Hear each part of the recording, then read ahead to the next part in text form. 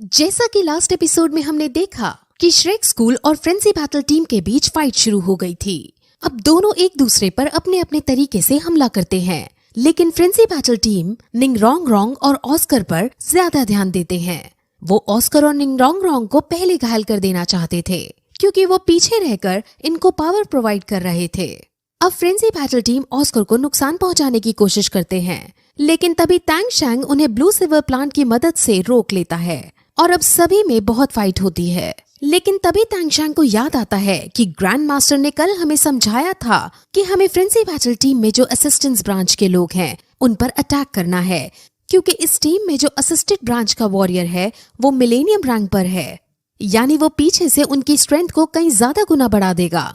अब टैंग शैंग और बाकी सब उसी असिस्टेड ब्रांच वाले की तरफ जाने लगते हैं, लेकिन वो इस काम में देरी कर देते हैं और असिस्टेड ब्रांच वाला वॉरियर अपनी सोल पावर का यूज करते हुए सभी की स्ट्रेंथ और पावर बढ़ा देता है, जिससे सब बहुत ज्यादा शक्तिशाली हो जाते हैं।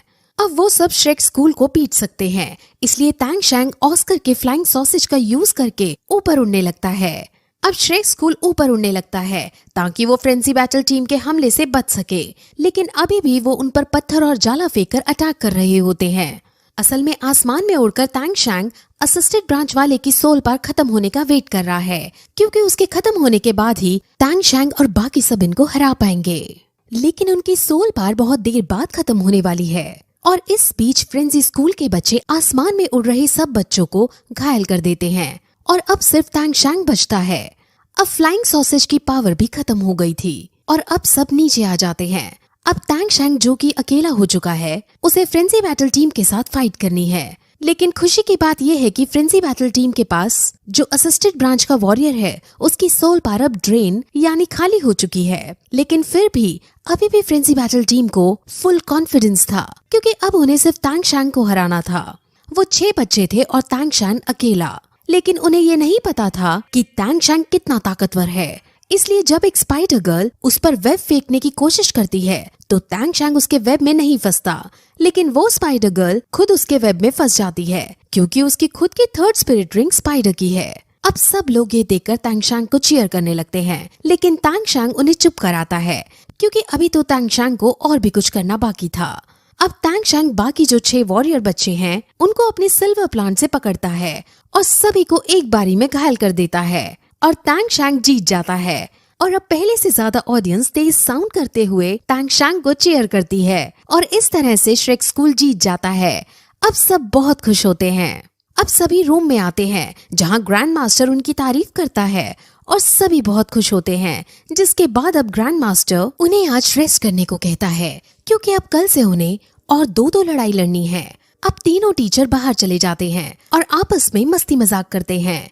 अब फिर अगले दिन भी वो ऐसी ही लड़ाई लड़ते हैं और लड़ाई लड़ते लड़ते काफी देर हो जाती है और इन सभी लड़ाइयों में श्रेक स्कूल की जीत होती है।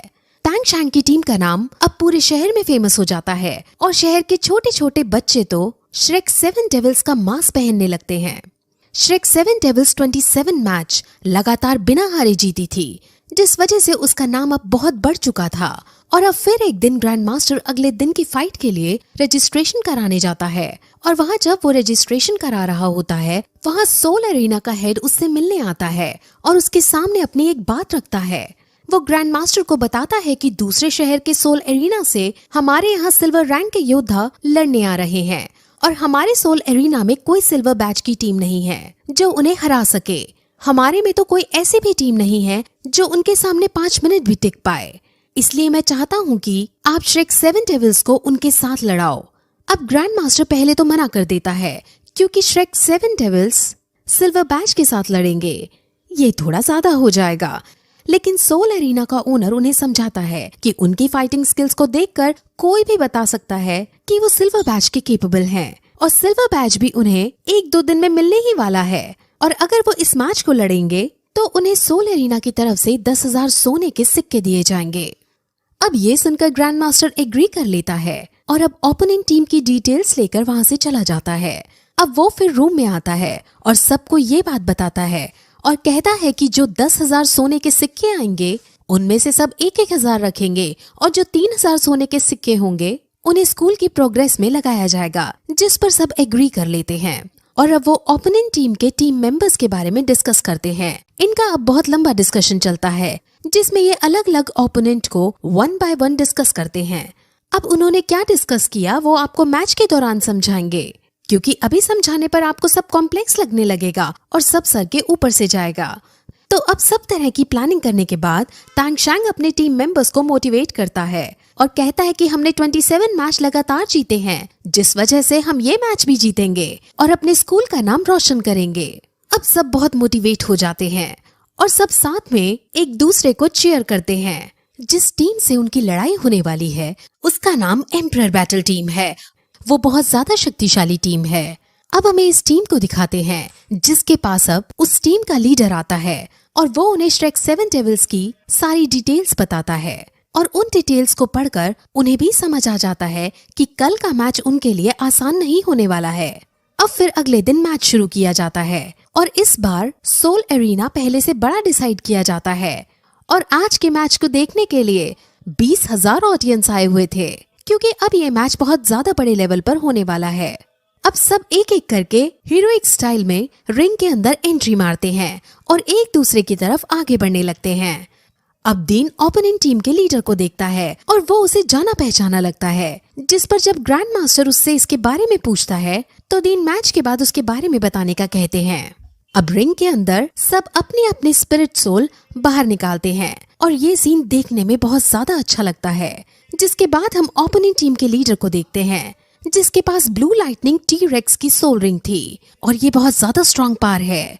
20 सोल टाइप में जो टॉप की सोल रिंग होती है उसमें से एक लाइटनिंग टी-रेक्स पार है। वही लीडर के साथ एक वॉरियर गर्ल है जिसके पास पॉइजनस शक्तियां हैं और उनकी टीम में एक लड़का है जिसकी स्पिरिट सोल रिंग पैंथर की है। ऐसे ही उनकी टीम में सबके पास खतरनाक स्पिरिट सोल वाले वॉरियर हैं। अब सबसे पहले तो वो हैंड टू हैंड कॉम्बैट करना शुरू करते हैं, लेकिन तांग शैंग को ये बात अच्छे से पता थी कि हैंड टू हैंड कॉम्बैट करने में श्रेक स्कूल हार जाएगा, क्योंकि ओपोनेंट टीम बहुत ज्यादा शक्तिशाली है। इसीलिए अब वो अपने उस प्लान को एग्जीक्यूट करना शुरू करता है जो उसने कल बनाया था। उन्होंने कल प्लान बनाया था कि वो असिस्टेंस ब्रांच के वॉरियर पर अटैक करेंगे ताकि बाकी सारी टीम थोड़ी कमजोर हो जाए। अब जो लोग हैंड टू हैंड कॉम्बैट कर रहे थे, जब वो हारने लगते हैं तो तांग शैंग ब्लू सिल्वर प्लांट से अपनी टीम को बचा लेता है। अब लीडर का ध्यान तांग शैंग पर जाता है और तांग शैंग पर हमला करता है, लेकिन अभी के लिए सारी सिचुएशन तांग शैंग के कंट्रोल में थी, जिसकी वजह से तांग शैंग उससे बच जाता है। अब तांग शैंग ने ये भी प्लान बनाया था कि वो लीडर का ध्यान अपनी तरफ खींचेगा, क्योंकि असल में लीडर एक बहुत बड़ी फैमिली से ताल्लुक रखता है, जिस वजह से उसके अंदर बहुत ज्यादा एरोगेंस है। तांग शैंग उससे 1 to 1 कॉम्बैट करेगा और जब लीडर हार रहा होगा तो वो एरोगेंस में आकर कोई ना कोई गलती कर बैठेगा और इस गलती का फायदा श्रेक 7 डेविल्स उठा लेंगे और ओपोनेंट को हरा देंगे। अब प्लान के अकॉर्डिंग ऐसा ही होता है और जब लीडर एरोगेंस में आकर अपनी एनर्जी, जिसका नाम फ्यूरी ऑफ थंडरबोल्ट है, उसको छोड़ देता है और तांग शैंग अपनी ब्लू सिल्वर प्लांट का यूज करके उसे न्यूट्रलाइज करने का डिसाइड करता है, लेकिन उसकी छोड़ी गई एनर्जी इतनी ज्यादा स्ट्रॉन्ग थी कि तांग शैंग उसकी एनर्जी को न्यूट्रलाइज नहीं कर पाता, जिस वजह से तांग शैंग का ये वाला प्लान फेल हो जाता है। हालांकि वो उसके अटैक को कई हद तक रोकने में कामयाब हो जाता है, जिस वजह से श्रेक 7 डेविल्स को ज्यादा नुकसान नहीं होता। अब फिर कैट गर्ल और बाकी सभी को गुस्सा आ जाता है और वो लीडर के अलावा बाकी जो ओपोनेंट वॉरियर थे उन पर अटैक कर देते हैं और अब इसमें श्रेक स्कूल जीतने लगता है। जीवू लीडर पर हमला करती है और क्योंकि लीडर पहले थोड़ा घायल हो गया था और जीवू की स्पीड बहुत तेज थी और उसके पास अब 3rd स्पिरिट रिंग भी आ चुकी थी, इसलिए वो लीडर को हवा में लेकर पीटने लगती है और लीडर इससे घायल हो जाता है। अब अपने लीडर को घायल देख सर्पेंट गर्ल को बहुत ज्यादा गुस्सा आ जाता है, क्योंकि वो अपने लीडर को पसंद किया करती थी। अब वो तुरंत अपने क्लैन का सबसे जहरीला जहर उन पर छोड़ देती है। वो ये भी नहीं देखती कि इस जहर से उनकी जान तक जा सकती थी, क्योंकि उसके ऊपर अब गुस्सा सवार हो चुका था। अब तांग शैंग अपने सभी मेंबर्स को ब्लू सिल्वर प्लांट का यूज करते हुए पीछे खींचता है और एक ट्रिक अपनाता है। असल में सर्पेंट गर्ल ने उसके सामने पॉइजन से हमला किया है, जो बचपन से ही हिडन वेपन्स के अंदर पॉइजन से हमला करता आ रहा है। उसके पिछले जन्म में उसने पॉइजन के बारे में काफी ज्यादा स्टडी की थी, इसीलिए अब वो इस पॉइजन के इफेक्ट को नलीफाई करने के लिए एक आइडिया सोचता है। वो अपने बेल्ट में से अल्कोहल निकालता है और उस अल्कोहल को वो मोटू की मदद से फायर लगवा देता है, जिस वजह से अल्कोहल हवा में फैल जाता है। और क्योंकि अल्कोहल के अंदर एंटीडोट मिलाया हुआ था, जिस वजह से पॉइजन नलीफाई हो जाता है और श्रेक स्कूल के सारे बच्चे बहुत खुश हो जाते हैं। अब वो फिर से लड़ाई करने लगते हैं और इस लड़ाई में श्रेक 7 डेविल्स जीतते हुए नजर आते हैं। लेकिन तभी ब्लैक पैंथर की सोल रिंग वाला वॉरियर आगे आता है और अब बाकी ओपोनेंट्स भी अपनी सोल पावर का यूज कर लेते हैं और सब मिलकर जीवू और तांगशैंग पर हमला करते हैं। तांगशैंग तो उनसे लड़ने में बिजी हो जाता है, लेकिन जीवू को वो लोग हवा में फंसा देते हैं और जीवू हालांकि टेलीपोर्ट होकर वहां से निकलने की कोशिश करती है, लेकिन वो हर बार और ज्यादा फंसती चली जाती है और इस सब में जीवू घायल हो जाती है और घायल होकर नीचे गिरने लगती है। तांगशैंग उसे हवा में गिरने से बचाता है और उसे बेहोश हुआ देखकर बहुत ज्यादा उदास हो जाता है और फिर इसी तरह ये एपिसोड यहीं खत्म हो जाता है।